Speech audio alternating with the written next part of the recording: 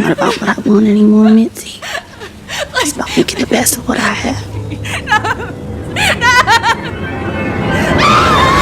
ചില കാര്യങ്ങൾ എത്രയൊക്കെ വിശദീകരിച്ച് പറയാൻ നോക്കിയാലും അത് മതിയാകില്ല. അത് കണ്ടു തന്നെ മനസ്സിലാക്കണം. അങ്ങനത്തെ ഒരു സിനിമയാണ് ഇന്ന് ഞാൻ നിങ്ങൾക്ക് പരിചയപ്പെടുത്തുന്നത്.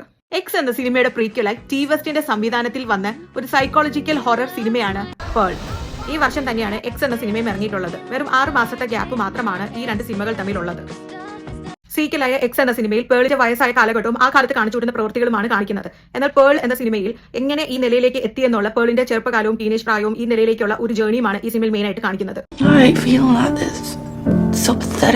1918 കാലഘട്ടത്തിൽ നടക്കുന്ന സിനിമ ഒരു ഐസൊലേറ്റഡ് ഫാമിൽ ജീവിക്കുന്ന പേൾ എന്ന പെൺകുട്ടിയുടെ ജീവിത കഥയാണ് നമുക്ക് മുന്നിൽ കാണിച്ചു തരുന്നത്. ശരീരം തളർന്നു പോയ തന്റെ അച്ഛനൊപ്പവും പേളിനോട് എപ്പോഴും കർക്കശമായി പെരുമാറിക്കൊണ്ടിരിക്കുന്ന തന്റെ അമ്മയോടൊപ്പമാണ് ആ ഫാമിൽ പേൾ കഴിഞ്ഞു പോയിരുന്നത്.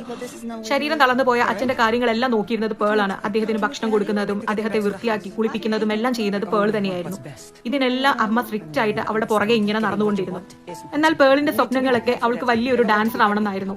ഈ ഒരു മുൻഡൈൻ ലൈഫിൽ നിന്ന് ഓടി രക്ഷപ്പെട്ട് ഇവളുടെ അമ്മയിൽ നിന്നും അച്ഛനിൽ നിന്നുള്ള ലൈഫിൽ നിന്നൊക്കെ ഓടി രക്ഷപ്പെട്ട് ഒരു വലിയ ഡാൻസർ ആവണമെന്നുള്ള സ്വപ്നവും കണ്ടുകൊണ്ടാണ് അവൾ അവിടെ കഴിഞ്ഞുകൂടിയിരുന്നത്.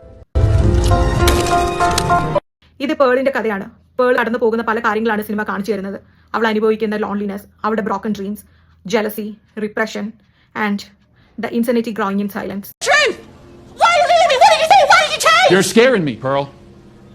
എന്നാൽ ഫാമിൽ നിന്ന് രക്ഷപ്പെട്ടു പോകാൻ കഴിയാതെ അവിടെ തന്നെ സ്റ്റക്കായി പോകുന്ന പേളിനെ beneath her innocent appearance, she was slowly losing her grip on reality. She is not a villain. She is the result. പേളിന്റെ ആഗ്രഹങ്ങളും എന്തെല്ലാം നടക്കാതെ പോകുന്ന അവളെ ഫാമിൽ തന്നെ സ്റ്റക്കായി നിന്ന് പോവുകയും അവളുടെ അമ്മയിൽ നിന്ന് കിട്ടുന്ന സഫോക്കേഷനും ഒക്കെ കാണുമ്പോൾ നമുക്ക് ഭയങ്കര പാവം തോന്നും.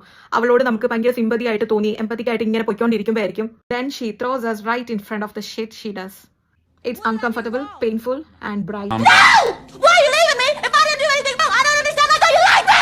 പേളിന്റെ ഒരു ഇൻസൈൻ മാഡ്നസിലേക്കുള്ള അവളുടെ ഒരു യാത്രയാണ് ഈ സിനിമ മെയിൻ ആയിട്ട് കാണിക്കുന്നത്. അവളുടെ ആഗ്രഹങ്ങളൊന്നും നടക്കാതെ വരുമ്പോൾ അവൾ ചുറ്റുമുള്ളവരെല്ലാം പിച്ച് ചീന്തുന്ന ഒരു കഥ. ഇതെല്ലാം ഒരു ഡിസ്നി മ്യൂസിക്കലിലാണ് ഒരു ടെക്നിക്കലർ എസ്തെറ്റിക്കിൽ ഇങ്ങനെ കാണിച്ചു പോകുന്നത്. നമ്മളൊരു ഫാന്റസിക്കുള്ളിൽ നിന്ന് ഒരു നൈറ്റ് മെയർ കാണുന്നത് പോലെ. അതിന്റെ ഈ ഒരു കോൺട്രാസ്റ്റ് തന്നെയാണ് ഈ സിനിമയെ മാറ്റി നിർത്തുന്നത്. സിനിമയുടെ one of the biggest strengths എന്ന് പറയാവുന്നത് പേളായി അഭിനയിച്ച മിയ ഗോത്തിന്റെ പെർഫോമൻസ് തന്നെയാണ്. She delivered an intense heartbreaking and terrifying portrayal of Pearl. Pearl confess ചെയ്യുന്ന ഒരു സീൻ മിയ ഗോത്ത് ഒരു 8 മിനിറ്റ് നീണ്ടു നിൽക്കുന്ന മോണോലോഗിലാണ് ചെയ്തിട്ടുള്ളത്. ഈ മോണോലോഗ് സീൻ പോലെ തന്നെയാണ് ക്ലൈമാക്സിൽ കാണിക്കുന്ന ഒരു ലോങ് സ്മൈൽ ഷോട്ടും. ഇത് രണ്ടും മിയ ഗോത്തിന് ധാരാളം അപ്രീസിയേഷനുകൾ ലഭിച്ച സീനുകളാണ്.